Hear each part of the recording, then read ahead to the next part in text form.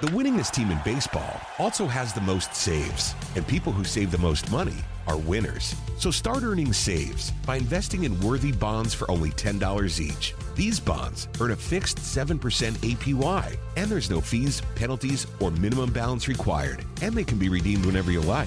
You can even round up everyday purchases to buy additional bonds. Go to worthybonds.com/save. That's worthybonds.com/save and save and win. Lots of people claim to be exceptional. Few write books about doing so. Today, we interview Cassius Butts, who has held several government roles in the Small Business Administration and is currently an entrepreneur and a teacher at Morehouse College. Check out his book at cassiusbutts.com or search for Exceptional, being the exception to the rule, online to check the book out. All that and more on today's episode of The Marketing Madman. They say marketing is a madman's game. So now we turn it over to the Marketing Madman with Nick Constantino and Trip Job. Happy Saturday. Welcome to the Marketing Madman. Nick Constantino here, and we have a great show. We got my boy here, Cassius Butts, and I'm going to introduce him. I was going to introduce him, but he's got so many damn qualifications and things he's accomplished that I ain't going to even try to read all that stuff. So, Cassius, my man, first off, how you doing, brother? I'm on top of the world, Nick. Glad to be here. Good to have you. All right, so first, give the quick run-up. Let's list all these things out. And then since we know each other so well, I'm going to start picking that things apart and asking you random questions to see if I can throw you off. First and foremost, I'm head of capital head of capital for Global Leader Group, managing partner there. We help large and mid-sized businesses with access to capital. I've been doing that for a few years now and enjoying it. I'm an equity partner there. We're based out of Salt Lake City, Utah. I have an office here in Atlanta, Georgia. I also have a chance to do something pretty cool. Founded a company called Capital Fortune Business Advisors. We help folks to scale and get to that next level. I don't do the day-to-day of that anymore. Someone comes in and does that. Dr. Tyra Pades. Glad she's running that ship. And like you said, been on day week. Now in an adjunct professor at Morehouse. There you go, man. Yeah.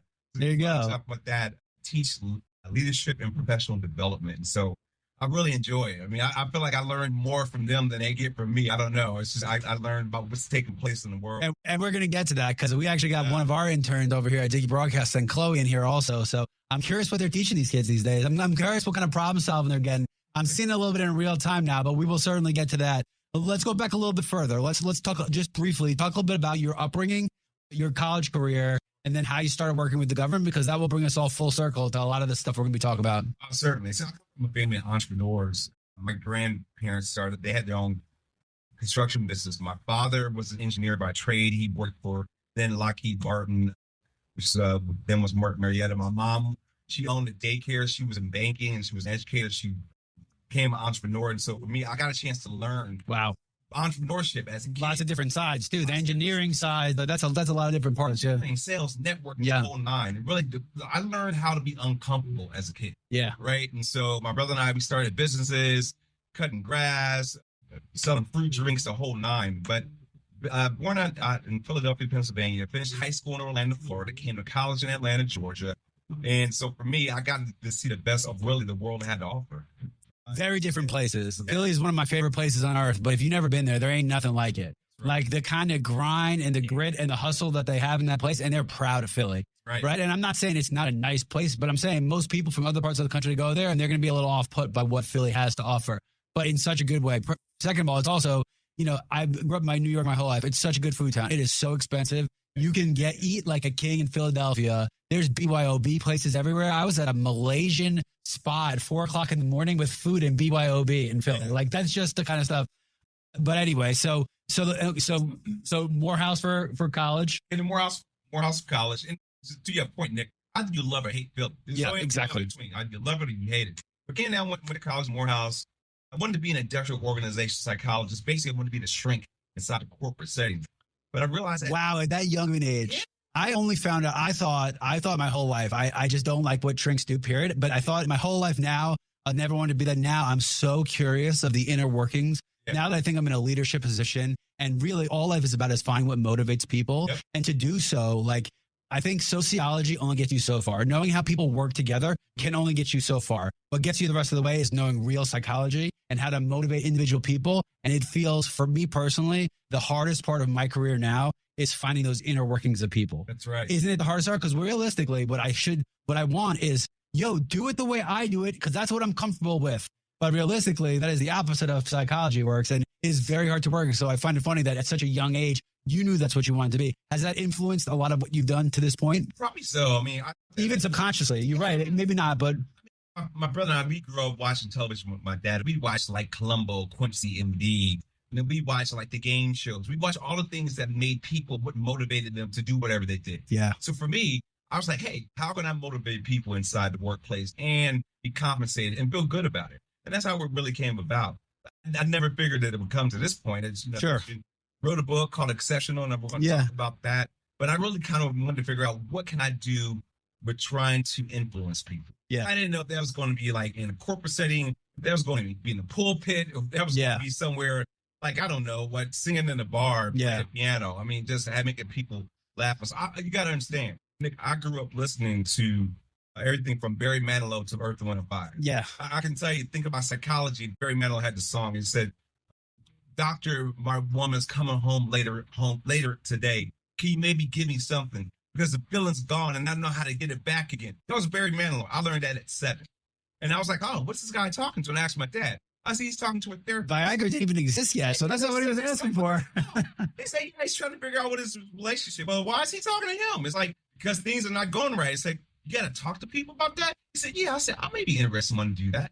That's how it came about. And look, let's be clear. Life is about relationships. Life is about rapport. And the easiest way to gain rapport is to find common ground and speak things in common. You have a similar upbringing to me, a lot of well-traveled, a lot of places, a lot of different industries, a lot of interests, a lot of different types of music. And what I find when people ask how to succeed at sales, the number one thing I say is diversify your background. And the reason is because it's about finding something in common with someone. If you grew up in one place your whole life, did one thing, listen to one type of music, how easy is it going to be to find something in common with someone? That's not what people want to hear. They shouldn't hear that's what you do in sales. It's, well, do this and you should. No, man, the more things you've done, the more chance you have to find one thing that you relate with somebody. All right. So let's talk about, you got into the government. Okay. I met you just as you were either coming out of it, but you started in the Bush administration. You were with Obama. Now you're in statewide with Kip. Talk a little bit how you got into the government. And then I got some questions here because I think that's a fascinating part. And hopefully make sure you're still on your feet because that was a long time ago, brother. Feels like it was yesterday. I'm reminded about it often. My grandfather, my dad's dad, he actually ran for mayor of the city of Orlando in 1980. And Orlando was quite a different place in 1980 too, right? I mean, you're talking to come up. I don't know, did Epcot exist yet? I don't think Epcot existed yet. It's just 7 or 8 years. In fact, my grandfather was responsible for the community engagement aspect with the city of Orlando and helping people to accept Disney into their backyards. Literally, he was at that ambassador. Wow. I wonder what he thinks of what's been going on recently with DeSantis and trying to get him out of there. Right yeah, now. I can imagine. What the heck's going on, man? Once that presidential bid ended, though, DeSantis was like, oh, no, I'm just kidding. I like Disney again. How quick that changed. Oh. Anyway, the hypocrisy. No, but really, I saw my grandfather do it, and I just watching him navigate and the same, again, asking my dad, what's grandpa doing? He's running for mayor. What's a mayor? And just going through all these questions. And so see what he did, and I was like, hey, that's pretty interesting. Even to move further with that, I just always thought I was in a position to influence people. I figure I had a superpower, use it in the best way that's going to make a positive impression on folks, Yeah. So I was like, hey, it's ordained. I mean, I grew up, in the Catholic Church as a kid with my brother. Then we moved to Florida. We became, I guess, Baptist when football season was in place because we went to church with my mom. So we wouldn't, had to be there all day. But, my dad, in Catholic church, you're there for like 10 minutes and it's great. Yeah. And Baptist church, you're there all day. Yeah. So we would go to church with my mom. I grew up Greek Orthodox and it was like 4 hours. Then you went to Sunday school. And I went with my wife once. I'm like, what, 45 minutes? I go, this is a way better deal. So all he had, really, I just said, hey, how can I influence people? And just seeing my parents work really hard and being an entrepreneur, my grandparents that love what they did. I was like, I want to do that. Yeah. And I just always figured it would be either in a corporate setting or behind someone's pulpit or something like that. I guess there's a different plan for me, Nick. As you mentioned, government, I was good at working with people, talking with folks. Met some good folks here in the city of Atlanta, said, hey, there's a calling on your life. You should help people to get to where they want to be. I never really got involved in the politics per se. Yeah. I got involved in the business aspect. But remember, politics is a relatively new thing. When you were speaking government back in the day, there was not this politics. There was not this device, which is actually, you just segued me perfectly. You might have read the script in advance. So let me ask you this. So you worked for HUD, for Housing and Urban Development. Okay? That is one of those things, unfortunately, that has been stigmatized and politicized. Yes. Right? So So what it originally stood for was when they were building urban areas and planning, and urban, again, people, that word has even been destroyed. Like dense cities. I'm talking about urban. When they were building, there were ways to plan and build and put certain resources in places. Okay. Now let's not forget what happened with the redlining and the African-American communities and how they were devastated by this and food deserts. Yeah. I don't want to go into that, but I do want to say that the point of HUD is to make a functionally operational city. That's right. So talk about your role there, what you learned there, and some of how what's happening now and why you think it's been so politicized. And we might go to the break on this one. This is a pretty intense question, but no, brother, it was an opportunity where I said, hey, I want to influence. And so there's an opportunity to apply for a presidential management fellowship. I applied, 10,000 people applied, 400 were accepted nationally. And so I was accepted as a presidential management fellow during the Bush administration, which means I got to be fast-tracked to learn every aspect within each department of HUD. Wow. Knowing that at the end of that training period, that I would be in a position to lead it.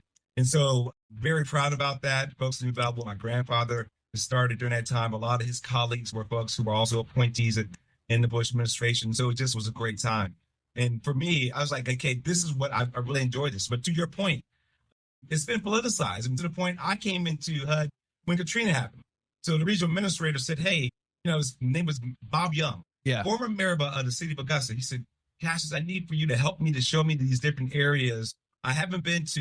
And I said, okay, great. And he said, one day I think you're going to be a regional administrator like me. And I was like, yeah, you think so? He was the first one to call it. And so I was very proud to work with Mayor Young. We did a lot of great things at HUD. What we did was help people, get people in homes for the first time. But we could have done a lot better saying two things. Hey, today's not your day. Yeah. But get yourself together. And the second thing, do not accept that loan because you need to learn how to actually use those funds before actually accepting them. Yeah, there's two sides to the story. It's not get the people who are predatory with the loans. That's educating the people to know what to stay away from. There's always two sides because no matter what, as many resources the government puts, there's going to always be people that are smarter and slicker chasing the mighty dollar, which the government is never going to pay. So I agree. And it's part of the problem. We always say, well, let's overregulate. How about we teach the people how to not be in these situations in the first place? Right. So I completely agree. And I do remember, so one of the Katrina, for me personally, and again, I'm not from the South. Sure. I'm a New Yorker. So race is a little different up there. Everybody's just trying to make a dollar. You don't know, like, I was probably the only white kid in the whole neighborhood in Queens. Everyone was Korean. That's why I was like, no, I'm Puerto Rican. I swear to God, don't even. But it was two things for me. It was Rodney King first, and then it was Katrina that showed the plight of African Americans, where it was just you saw those things on screen and you couldn't avoid them. So being that Katrina was that thing, talk about how that influence. That's a pretty tough thing to start on, but that's probably a fire drill right there. You're all hands on deck. The irony is that it gave me a training ground of what to do if I'm ever in that position. So the irony is that it was a catastrophic moment. And I think society learned that, hey, this does not just affect the folks who have been displaced. Now, the resources that you wanted to use for whatever you want to use for are now had to be put toward that. So we could kind of come in a collaborative way of learning that it's going to affect us all. Then we can be in a better place. And that's for the politicians to figure out. For me, I learned how to use the programs and know where those dollars were going and how it's going to influence people to get back on their feet. I enjoyed doing that. Yeah. I actually ran a grant program where people applied for grants to get back on their feet. So I got a chance to talk to them. I actually was responsible for looking at the buildings that were destroyed and then they had to get built back up, be put back on to be sold. So I evaluated them. I looked at them, made sure they had running water, et cetera, et cetera. But I also saw that what it could be for families who wanted to work in a place like that. So it gave me hope to say if I was ever in a position to help to make a difference, I'll do that. And just to fast forward, when I got appointed at SBA, the first week on the job, the weather, we had bad tornadoes. I don't remember where the ice storms and all that hit. I was sent to Alabama and Mississippi to help the displaced folks get back on their feet. I was like, again, how ordained opportunity was this? But I learned how to do it because I first got hit with it as an intern coming into the federal government during the Bush administration. And you learn from adversity, right? Like in the worst case scenarios, that's where you always learn. That's why people shouldn't run away from these things. In Project Hunter, the worst you can do is scrub, don't make the mistake again. So yeah, I absolutely think that it's the biggest part of life you can learn. And there's probably no bigger dumpster fire than the government because there's so much out of your control, right? Like for what it's worth, the levees broke, right? That is, there's no racism. The levees broke that shouldn't have been there in the first place. So we, as usual, we're cleaning up our own mess that as a government, we're supposed to protect people. That's what we decided to put in place. Now we were cleaning up the mess of what we created. That being said, as someone who spends much time in New Orleans, not many places have done such a good job of bouncing back with even more cultural influence and becoming more cultural dominant than New Orleans did. So you never hope for these things. But remember, they burned Atlanta to the ground, and Atlanta rose from the ashes. There are a lot of these times happens. Rome burned down a couple of times, and New Orleans did a great job bouncing back. So we covered a lot, in just 12 minutes. But when we get back from the break, we're going to talk a little bit more about the Small Business Administration and then get into some of the stuff you're doing now. You've been listening to the Marketing Madman on Extra 106.3, and we will be right back. The winningest team in baseball also has the most saves, and people who save the most money are winners. So start earning saves by investing in worthy bonds for only $10 each. These bonds earn a fixed 7% APY, and there's no fees, penalties, or minimum balance required, and they can be redeemed whenever you like. You can even round up everyday purchases to buy additional bonds. Go to worthybonds.com/save. That's worthybonds.com/save and save and win. When you buy a used car, don't be taken for a ride. Get Ford Blue Advantage certified at Wade Ford, Atlanta's headquarters for factory certified pre-owned vehicles. Go to wadeford.com. There you'll find a great selection of Ford Blue Advantage certified used cars, trucks, and SUVs. With Blue certified, nearly all makes and all models are in stock now. You'll find something perfect for just about any budget. Buy with confidence at the Wade Ford factory certified used car outlet at wadeford.com. Wade Ford. We are Atlanta's Ford dealer. Now back to the Marketing Madmen on Extra 106.3 FM. Welcome back to the Marketing Madmen on Extra 106.3. I got my boy Cassius Butts here, and we covered a lot in round one. So we're going to start round two with the Small Business Administration. So a small business is the lifeblood of this country. Doesn't matter what state you're in, what political leanings you are, everyone says it because most people have access to be part of a small business, right? They don't start like, I want to start $1 billion corporation. It just doesn't work that way. You start everything as a small business. So my question is, talk about the role that the SBA plays in that. Talk about how, in God's name, you were the first African-American to be appointed to that role. Because, I mean, this was recently in the scheme of life, and I don't know how that's even completely allowed. And then talk about how you were able to maximize lending for small business, because you have that pedigree of capital. And I think it's misunderstood. But at the same time, it is so essential to grow and to scale, and what takes small business to medium size and medium size to large. So I asked you a lot of questions. Let's start first with the role of small business, the SBA in this country. Certainly. Well, over 99.4% of our economy runs off of small business. So what does that mean? Like when you see a Walmart, you see a Target, you see any of these big box stores, or Amazon, you see the big name, but within those stores are thousands of small businesses that makes things, whether it's the shirts we wear, the watches, the shoes, et cetera, et cetera. Those are the people that come in and clean when they shut the door down. People that clean, the security guards that watch it. I mean, there's in everything we do that is small. Everything we do is small business, and that gets overlooked a lot. And so what the SBA does, they try to get the help to get access to capital for folks who are looking to start or grow their business. Simplest put is just that. At one point in time, SBA used to actually disperse the loans to small businesses. Now they partner with financial institutions. They have their products inside those organizations. And so when I came into SBA, really at the time, Nick, that, I think was really needed. And what I mean by that, we had just come out of the housing economy, the despair that we went through and going into 2007, 8, and 9, and the change of administration when Barack Obama came into play. And, it was interesting. So it was funny, I was interested in trying to support, really myself at that time, because I wanted to figure out what area do I really want to go into. Yeah. Because I was at HUD, and I said, do I want to stay in the government? Do I want to leave? And really, it's interesting. I met at that time Barack Obama. He came to Atlanta. He said, "You got a funny name like me." And it was kind of cool. He said, if there's ever an opportunity to support me like you support me, I'll never forget that.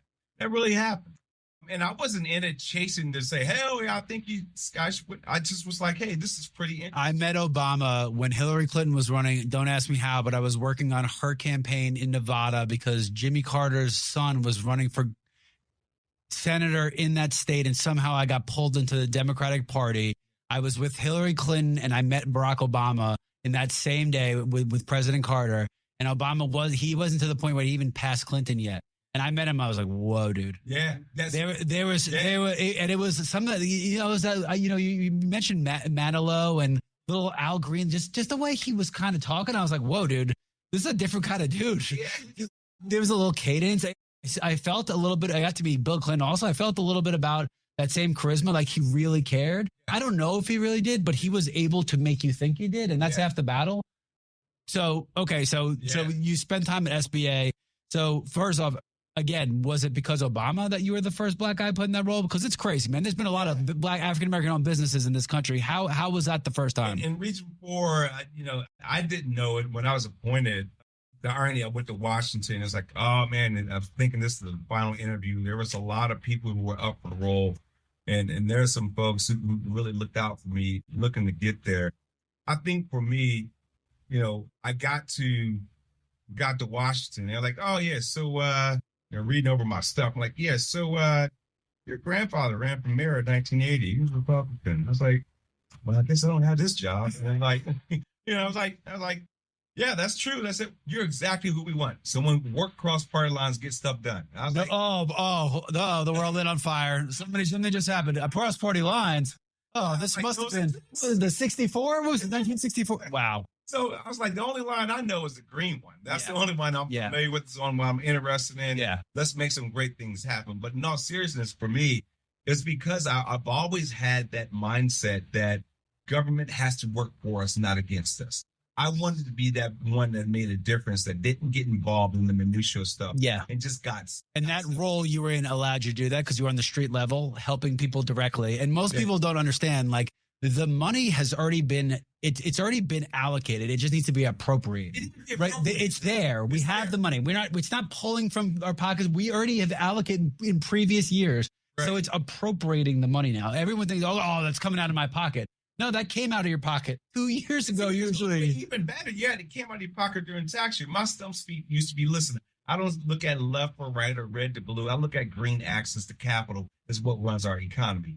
We have a program in place at the SBD Center, Small Business Development Centers. If you go there, you can get one-on-one confidential counseling at no cost. And for all your listeners right now, you can do that today. I don't care where you are. I don't care what party you in. And you pay for it through your taxes. Take advantage. That being said, I understand sometimes why people look at the government and say that's not possible. You can't get a hold of the IRS. They want your money, but somehow it's impossible to get a hold of a person. Yeah. So sometimes when you say those things, it's off-putting to people because, like, wait a second, I can't even get a hold of somebody when they're trying to come get money from me. How would I go do this? So I see it, but that's a good thing. Use those resources, especially to scale. Again, everybody can make a great idea. You can run a great business, but when it's time to scale, capital is necessary. Pointers are necessary. You go to a new market. Do you want to hire more employees? All these things are really hard. So I think that's a good point. Last, what were you able to do so well to get so much money in people's hands? So I just went back with the process that I had many moons ago. And that's really engaging the community. As you know, you do what you do. You're very successful at it. Know your audience. What I know is that people they want results. They want the capital. They want to know how to get it. They want to know how to scale. And so I put together these initiatives to have strategic alliances with organizations such as the Florida Hispanic Chamber of Commerce, the Asian American Pacific Islander Initiative, the Georgia Minority Supplier Development Council. I can go on. Yeah. Did like almost 100 strategic community engagement relationships. And what that did was put all those members of those organizations got to learn more and more about SBA. And that's how we were able to scale. I mean, we backed over $30 billion. And I would venture to guess that if you are part of something like the Minority Diversity Supplier Council, these things, you're already showing the initiative to be part of them, which means your success rate is probably higher anyway, because you've already showed the initiative. And I think one of the things that people get wrong, like when you're looking to start businesses, we don't need more $100 million, billion-dollar businesses. We need mom and pop shops that care and will go do things the right way. So people always want to start this next. Wait a second, there are plenty. We need more people to go and clean up these shopping centers and security guards and plumbers. We need so many more of these things. We need more plumbing businesses. Because ultimately, when there's not, competition is out and things get more expensive for consumers. So we don't always have to start these billion-dollar ideas. Humble beginnings usually get you far. And in today's day and age, we need plumbers, electricians. Those prices have gone through the roof because everyone send their kids to college. And every asshole's coming home with a community liberal arts degree. And what does that do for you? Not a whole lot. It's like until you invest in your time, the things that you're passionate about is what you really should invest your time and your attention into. And I didn't know that I was the first African American in this role until a person by the name of Mac Wilborn, who owns, the most profitable Popeyes, the world's most profitable Popeyes, he said, you're the first African American in this role. I said, no, I had no clue. I generally had no clue. But my mentor at that time was his best friend. At that time was Maynard Jackson. That'll do it. I had no clue. All I knew is that I was there to do a job, do it well, and leave things better than what you found. That's all you can ask for, brother. That's all you can ask for. So we've talked about Governor Kemp before. Let's go to the state level now. So as a Yankee coming down here, and I've been here pretty much only during his term, I've had the chance to meet him a couple of times. He catches you off guard. The aloofness that he has is an act that he puts on to lull you in, but he's much sharper and he cares much more than I think, gets credit for. And I think it's starting to come into the public eye. I think when he believes in something, he stands by it. I think that he's strong-willed in the good way. And I think when he talks about his family, he truly cares about his family and they influence his decisions. So that's just my apolitical 30,000 foot about him. You got the chance to work with him. Tell me some things about him that you were proud of, that you worked with him on, but two, that you learned about him through the process. I definitely have to say, Nick, the first thing about Governor Kemp, he gives a lot of credit, not just for his supporter, but really his wife, Marty. Marty Kemp has been really the backbone of everything that Governor Kemp does. And so you will very rarely ever see Governor Kemp without Marty, but not in front, not in back, but by his side. And so with that being said, is that they typically have an approach on saying, hey, what can we do? What's best for Georgia? During the pandemic, perfect example, there were not a lot of folks who were saying, hey, we need to keep businesses, closed. The pandemic's happened. Governor Kemp's like, no, we need to keep businesses open because a lot of these businesses, whether they're black or brown, small, women-owned, et cetera, they need to be open. They're a small business. That's the lifeblood. So there's no coincidence that 10 years in a row, Georgia is number one in the union to do business because Governor Kemp had that foresight. No matter what you think about it, you can't take that from him. And so when you say one of the things that most people don't see coming, what you see is what you get. It's very genuine. But when you see him like on television, he's always the same way when the cameras are not on. I think for me, I got a chance to get to know him better through my buddy Dallas Smith. Yeah. Who introduced us and said, hey, I think you can do some fantastic things for us. Can you come up with a plan for a small and minority business for the state of Georgia when he got elected and asked me to do it? And I did it. And I helped to come up with a plan. And so whenever someone asks and you come up with a plan, you deliver. Next thing you know, Governor Kemp created an initiative called the supplier diversity manager for the state of Georgia. It's never been in place before, but he created it. That doesn't get the headlines, but it lets you know that beyond the politics that people think, that there's going to always be a conscious decision that he's going to make, that how is this going to affect not the folks just inside 285, but folks outside of 285. But also laying foundation for the future, which seems more politicians want the right now. They don't think about the future. That is a future looking forward goal, even after his term, that is going to lay impact. So I think that's really important. I also think your ground level approach is what differentiates you, right? There's two kinds of people in life. It's really hard to be both. One's really good at 30,000 foot and one's really good at the execution. Sure. Getting it from 30,000 foot to being executed is really hard to do. It sounds like the diversity experience you have allowed you to write plans, but not just plans that were over people's heads, that were easy to execute, that you could follow a plan to execute. And that's probably been an important thing in your career, I have to imagine, because that's not an easy skill set to have. It's been something I take a lot of pride in, but one thing I'm familiar with, Nick, is I didn't do it or get here by myself. And I'm fortunate to be appointed as chairman of Fort McPherson by Governor Kemp, which we sold the property to Tyler Perry and TD Rev Company. And you figure Tyler Perry, one of the most notable African Americans in this world, that we're able to sell that property for him to flourish. That's not by coincidence. Yeah. That was very specific because he said, this is what I want to do. Great. I'm just glad to be in a position to help to lead that effort. And everybody won. And everyone won. That doesn't always happen. Everybody won. The state won. The community won. The community wins. Exactly. Yeah. Fortunate and proud to be on the Georgia Department of Economic Development. We get to see all the businesses that come into the state. Yeah. I was most recently appointed to the Georgia Tourism Foundation Yeah. for the state. When do you sleep? I made sleep. I got time yet when I'm dead. I don't have time, man. We got work to do, man. That's a lot of appointees, man. I feel. But you know what? The best part. I host a podcast. When you're making the difference and when you're helping to change the trajectory of someone else's life, I mean, I thrive off of it. Yeah. Knowing that you're changing someone's like livelihood, literally by helping them with either its access to capital or opportunity or resources that they may not have known about, no matter how educated you are.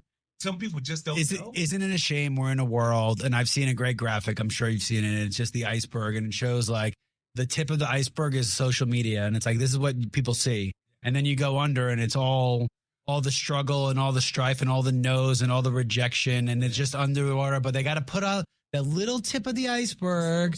You know, they got to put that out to everybody, for everybody to see. That's why I joke all the time. It's like, yeah, you know that guy that tells you they win $1 million whenever they gamble? They don't tell you when they lose the $2 million the other times that they go gambling, right? Like this is how it works.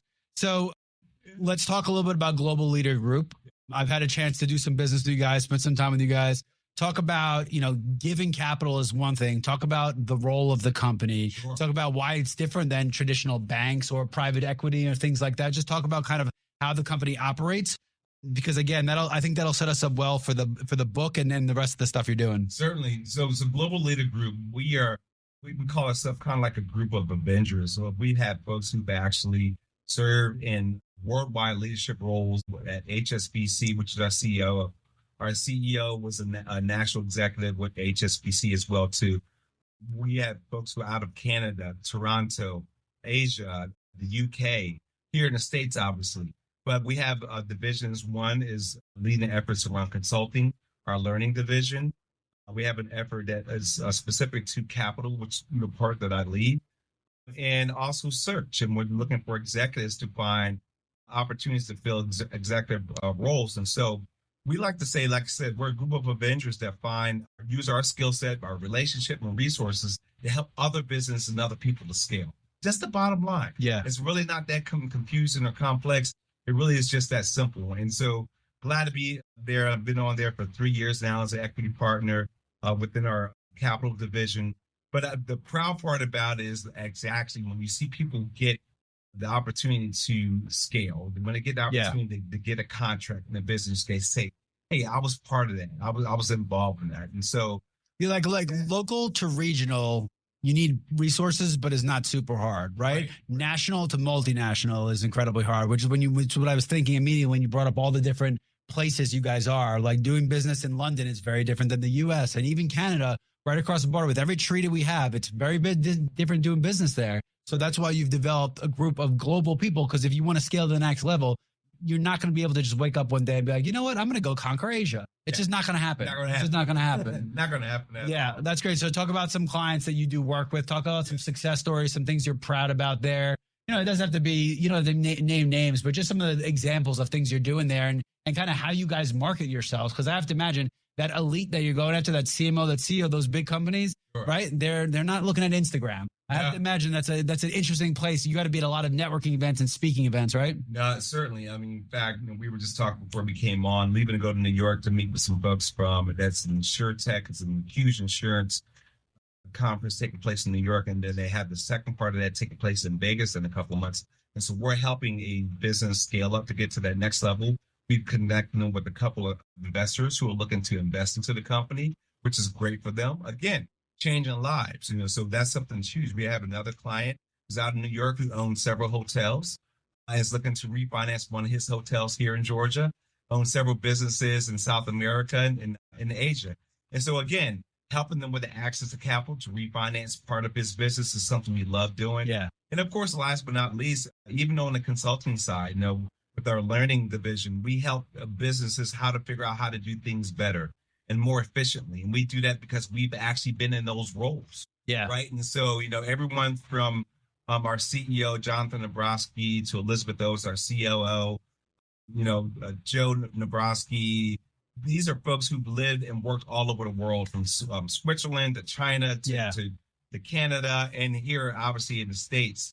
And we're just glad to be in a place where we're following our passion, Nick. That's the bottom line. Love it. We're following our passion. Love it. And I have to imagine your sources become more valuable in the state of the economy we're in, right? When money was free and it was easy to get money, it was pretty easy for everybody to get money, which is why we grew at such a rapid pace, but which is also why we read all this inflation and everyone's getting willy-nilly with money.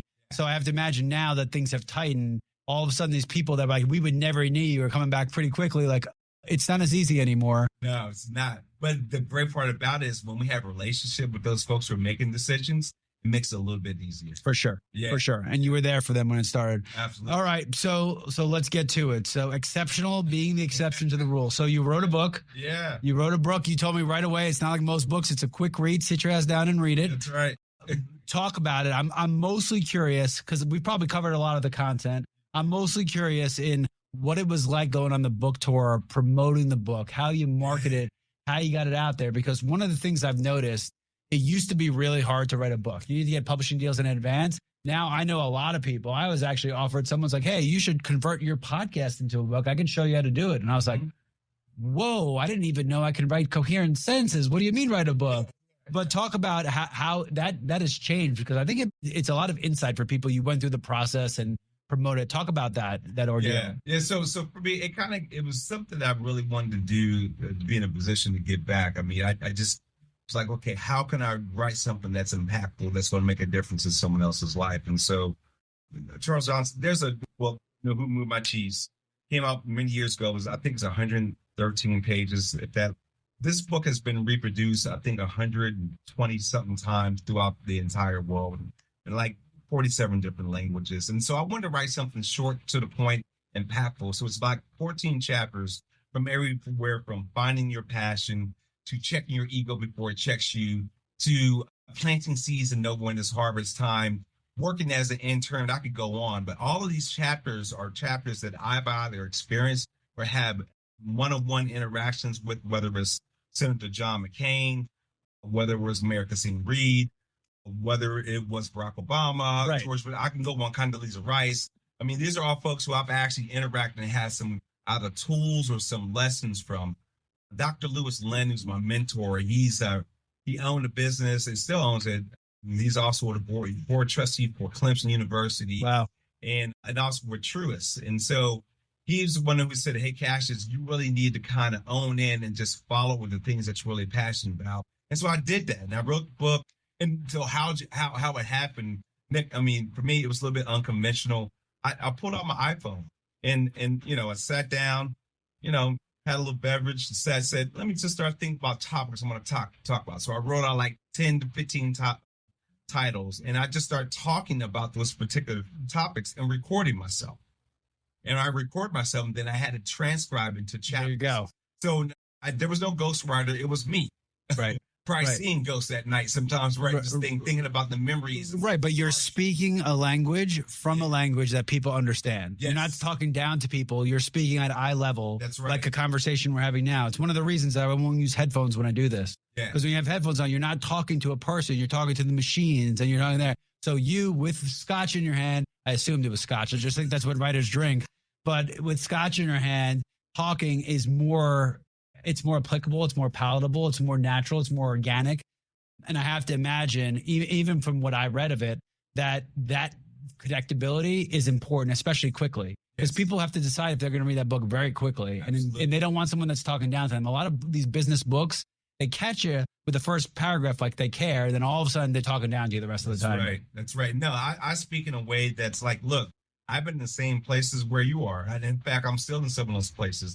I just try to do things consistently to actually get to the next level. I just want to follow my passion, whatever that is. I want to do the things that I'm supposed to do in this world. So when I'm gone, I can check all those boxes and say, hey, I did it. And hopefully somebody else can do the same thing. I did it.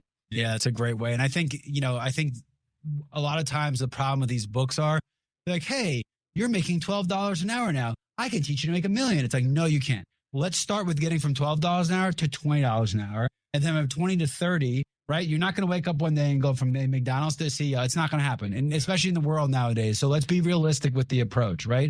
Consistency is the number one thing. It's not preached. No one talks about it. Do the same thing. Plan on doing it 200 times before you even think it's worth a damn. You're not going to be good at something right away. And if you are, you should have been good at it a long time ago because you had some natural talent in you. That's right. So that's what I learned about books. And I've read a lot of them. Some of the classics hold up for a reason. There's really good people, but most people who are writing these really long books, they got 200 people working on these books. They got research departments. It's not that speaking. So, well, good for you. What was the touring like? Were you on book tours? Yeah. What was the interaction with people? Did you meet people that read it and it changed them? Did you hear those stories? I did, and I'm still hearing them. Actually, going to Orlando, speaking there, doing a fireside chat. Did a fireside chat with JP Morgan a couple of weeks ago, and really enjoyed that. So again, I have one coming up with Google. Cool. And so for me, it's like when people read about it, they're like, "Hey, to what you just said, I can really relate." Like, how did you go through that? And I said, look, it's just take the moment to be vulnerable. You know, people want to talk about success. Yeah, forget that. I talk about my failures. Yeah. Most of my books talk about the things I failed in. It talks about when I tripped, when I failed, when I got rejected. But it talks about, hey, surround yourself with mentors and people who can help to build you back up. I mean, the first chapter is kind of like damn in your face. It talks about me when I'm backing out of a car, the day before I'm graduating from high school, and I hit a little girl. I run her over. Literally, I thought she was dead. And I'm like, I don't even remember graduating because I was in such a state shock. I was like, God, if this little girl survives, okay, well, I'm going to do whatever it needs I got to do to get back on my feet. Unbeknownst to me, later, like 10 minutes later, she's yelling and screaming. She just had a hairline fracture. She was okay. But for me, it's like, oh my gosh, this is really a miracle. I've got to do something that's going to be the betterment for people. And so for me, like the first chapter talks about following your passion. I mean, that starts with vulnerability if I've ever heard it. Yeah. It's like most people would just pretend like that never happened. I'll be like, it was a dog. What are you talking about? No, it was me. And so to this day, I still park, when I look at the rearview mirror, it takes me like 2-3 minutes to make sure nothing's around me. So really the bottom line, you learn from your mistake. You learn from your mistake. And so, it's Abraham Maslow's theory of hierarchy that I really base it off of. And I base it off of self-actualization. When you find out who you are, what you are, and what you're supposed to do in this life, no matter what you do, no matter what anyone says, follow your passion, screw everybody else. This is what you're supposed to do. And if you do that, you'll feel successful. You'll be fulfilled. I agree with it. If people ask, the two most important things I say are 1, self-awareness, and 2, situational awareness. You have to know yourself, and you have to know in each situation what the course of action is. That's right. Right. And it sounds like some James Bond stuff, and I learned it from Archer actually, but it's situational awareness. That's what differentiates people. Situational awareness. All right. So we're going to come back. We're going to talk about teaching at Morehouse and giving all this knowledge back. So you've been listening to the Marketing Madman on Extra 106.3, and we will be right back. The winningest team in baseball also has the most saves, and people who save the most money are winners. So start earning saves by investing in worthy bonds for only $10 each. These bonds earn a fixed 7% APY, and there's no fees, penalties, or minimum balance required, and they can be redeemed whenever you like. You can even round up everyday purchases to buy additional bonds. Go to worthybonds.com/save. That's worthybonds.com/save and save and win. When you buy a used car, don't be taken for a ride. Get Ford Blue Advantage certified at Wade Ford, Atlanta's headquarters for factory certified pre-owned vehicles. Go to wadeford.com. There you'll find a great selection of Ford Blue Advantage certified used cars, trucks, and SUVs. With Blue certified, nearly all makes and all models are in stock now. You'll find something perfect for just about any budget. Buy with confidence at the Wade Ford factory certified used car outlet at wadeford.com. Wade Ford, we are Atlanta's Ford dealer. Now back to the Marketing Madmen on Extra 106.3 FM. Welcome back to the Marketing Madmen on Extra 106.3. Cassius Butts and Nick Constantino. We're finishing up our conversation. We covered a lot. We talked books. We talked government. We talked about finding your passion, doing things incremental, just being in habitual and doing things in habits. So let's talk about Morehouse. So now you get to give back. So you're an adjunct professor. Talk about what you're teaching. Talk about what your kids are teaching you, because I think probably you wouldn't think you were going to do some teaching, but you learned a thing or two from these students. And look, I think the HBCUs have been brought into the forefront, and the good that they've done. They've been doing good for a long time, man. Yeah. I went to DC. I was around Howard kids all the time. It was a different world. I won't tell you about the time I went to Howard homecoming, but it did happen. But that was another day. I was Puerto Rican, by the way. But go talk a little bit about it. Talk a little bit about teaching and with the class you're teaching, what you get from these kids? I'll tell you, Nick. So first and foremost, I mean, I'm just glad to be in a position to teach. My grandmother was an educator. She taught at Temple and Notre Dame and Xavier. My brother, Portland, he taught at University of Northern Iowa, so on. So I come from that place where we just enjoy giving back. So teach leadership and professional development at Morehouse. Only have time to teach one class, but I enjoy it so much. It's more or less, first of all, the class is written off of the premise of my book, Exceptional. Oh, cool. And so we get to learn the practical situations of the book. I spent a lot of time bringing in executives, CEOs, executives in the room for them to get real live one-on-one experiences and hear about what's really going on out there. And so I think they really, really do enjoy that. But for me, I laugh because, one of our last discussions we had, I'm like, okay, tell me what's going on with Drake and what's going on with K-Dot, tell me what's going on. I said, oh, you don't know Professor Butts? Oh, let me tell you. So this is how it started. So they're telling me everything. And they know it. They're right. And so we actually did a whole segment of class talking about how you can be good at one thing and someone else can be good at it. What are you going to use your talent for? Are you going to use it to tear down, or are you going to use it to scale up? And so the conversations that come out of those interactions are just invaluable. And so but applicable to business. I mean, for my goodness gracious. I mean, that is the rest of your life. You have competitors. You're going to have competitors that are going to be better than you, that are going to disappear, that are going to come in. And, I'm in general a rising tide lifts all ship, guys, especially when you're in industries that are in the downfall. And no offense, hip hop's big time on the downfall, and it has been for a long time. Just as an art form and an industry, we'll save that for another podcast.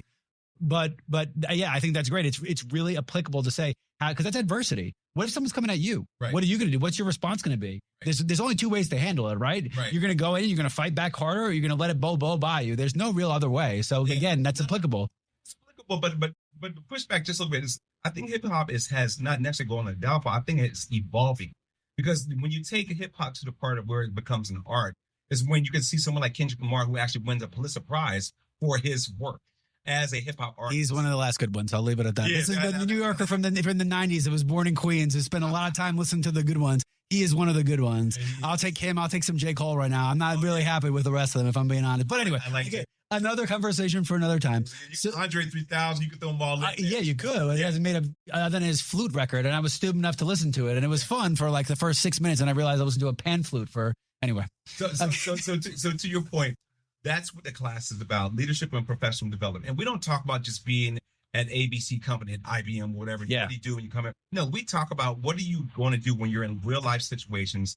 How are you going to use your integrity? How are you going to use transparency? How are you going to use your leadership skills to actually get through a situation? I was in a situation most recently, and I just celebrated my 30-year reunion at Morehouse. And I'm glad to serve as an advisor on the Department of Business and Economics for Morehouse as well, too. And so it was our 30-year anniversary. And it was like, okay, what are we going to do? We're known as a legendary class of 94. And so for that, not a term I came up with specifically, something that was just out there. But my point is that we are in a position where we give back. Our class is giving back more money than any other class in the history of Morehouse College, in the history of Morehouse, because we want other people to have the same experiences that we had. So I try to teach the students, hey, when you get out there, don't forget to reach back. That's just the bottom line. Yeah. It's really just that simple. Yeah. And then you're talking about a very strong community-based organizations, HBCUs as a whole. You're talking about the 90s were a very different time than they are now for them. They were not looked at the same way they are now. I think people have finally acknowledged how important they are to the African-American community, how big of a point it is. You don't meet many people that went to an HBCU that don't wear that with a very big, bright, flamboyant shirt that they're so proud of that. And I think that is something that we've just started to lean into. That's incredibly important. I think it's important for anybody, right? You go to any kind of school or any organization, your church. Most people, they're not for church necessarily for the religion. They're there for the community. And that's why they so proudly are wear from that community. So I think it's a differentiator, right? I think you will find there's a study done, and it's not that religious people do better in life, but because they're always around a community and a support network, they tend to do better. So they try to falsely correlate it and say it's because they believe in God. No, it's because they're always around a community. That's right. So that community that came from 94 from Morehouse probably has led a lot of the influence in what you've been able to do. And you could trace it back to 1994 in that instance. So now you're in a position to put people in that same place to hopefully give more money, more time, more effort back to the school and keep perpetually growing. That's right. I mean, you hit it right on. And now I'm going to make sure that you are going to be one of our guest speakers. Just because of that monologue. They would love that. And they would not care wherever you came from, what you look like. They love that you're there because you're very straight. You're very direct. in your approach. And that's what they need. They need real life experiences. So again, for me, that's been something I really enjoyed. I also serve as vice chairman of the board at Morris Brown College, which is now in a position. They're going to have over 400 students in the fall. They're back on its feet. Just it's a lot of great things happening despite what's taking place in the climate in today's world. And so, that just makes the media, man. I'd rather hear from you and what's going on in the street level. I think the media is going to take everything. The propensity of people is to always amplify the negative. It's an actual physiological response. I'm not going to hold it against it. So tell me this. So when you're talking about what do you think can be done to help fix the education system? So here's what I do know, right? We're giving away too many liberal arts degrees. We're giving too many degrees to people that are not applicable to the skill set that is required to succeed. And in the simplest form, we are building sheep. We're not building entrepreneurs. We're not building small business owners. We're building people who believe they should show up for 40 hours. If they're lucky, maybe they get 20, complain about how hard they're working, even though they're doing nothing. Yeah. How do we fix the education system so that next generation takes the mantle? Because, trending down wise, you start to see some kinks in the armor as a country. Right. The best part about the educational system that I think that students can get out is really the networking and knowing other students who are just as competitive as they are. Being in a place where that competition, I learned this the same back when I was in graduate school, is that competition doesn't create character. It rebuilds it. And so when you're in a position where you're being competitive against someone else, now what are you going to do with you? Okay, you beat this person. You got a higher grade. You got a bigger internship. Now what? Are you going to pay the way for someone else? Or are you just going to say, oh, I got you? So for me. Yeah, and did you just motivate that person that you just passed to be better than you? Because it doesn't always work that way. You can't rest on your laurels. If you're not consistently trying to be better, that's the difference between Luka Doncic. Let's just throw it out there. I mean, that dude should not be the best player in the NBA. There's no way. He doesn't even look like he could run a 40 in under 6 seconds, but he is. And you know why? Because someone told him he couldn't. Yep. And some kid beat him when he was 16 and he just kept trying to get better. So I agree with you. I think competition is huge, but you also got to know how to nurture competition and not make it so it's obnoxious, because there are people who are obnoxious with it too. Well, what you just gave was the solution of how do we actually fix the education system. The same thing we talk about hip hop. You evolve it. You evolve education to having more real hands-on approaches, real live internships, real hands-on opportunities for students to get real life experiences, and then take that back to the classroom and say, this is what I've learned. So the rest of your peers can learn. The professors like myself can say, glad to see you do that. I can talk about more like real life situations. Love it. And everyone wins. That's just about it. Love it. And again, you're not going anti-education, right? You're saying that we need more practical application to prepare these kids for the life that they're going to enter. Yes. Right. And I think, when I went to college, I went to University of Maryland to the R.H. Smith School of Business. It was the top 15 business school in the country. I got a lot of that, but I didn't get as much as I wanted. You know what I got a lot of? How to calculate net present value of a stock. Do you think I need to do 30 pages on net present value? Do you think that they could have thought in 2004 that AI was going to do all this work for me? You would have thought they should have, because I wasted a lot. But you know what? I was in a fraternity. I learned business. I was around a lot of people. I chased a lot of women. I did a lot of things that have taught me a lot of things in life. So I will take that for what it is. I enjoyed it. I enjoyed our time together. We are right on time to end this one. You've been listening to the Marketing Madman on Action 106.3. Thank you, Cassius. I appreciate it, brother. Glad to be here. The winningest team in baseball also has the most saves, and people who save the most money are winners. So start earning saves by investing in worthy bonds for only $10 each. These bonds earn a fixed 7% APY, and there's no fees, penalties, or minimum balance required, and they can be redeemed whenever you like. You can even round up everyday purchases to buy additional bonds. Go to worthybonds.com/save. That's worthybonds.com/save and save and win. When you buy a used car, don't be taken for a ride. Get Ford Blue Advantage certified at Wade Ford, Atlanta's headquarters for factory certified pre-owned vehicles. Go to wadeford.com. There you'll find a great selection of Ford Blue Advantage certified used cars, trucks, and SUVs. With Blue certified, nearly all makes and all models are in stock now. You'll find something perfect for just about any budget. Buy with confidence at the Wade Ford factory certified used car outlet at wadeford.com. Wade Ford, we are Atlanta's Ford dealer. Camp Margaritaville RV Resort, where you can just breathe in and breathe out. Or move. There's biking, boating, arcade games, hiking, nearby golfing. Or fly through the new Fins Up Water Park. Thrills, chills, twists, and turns. This could be you.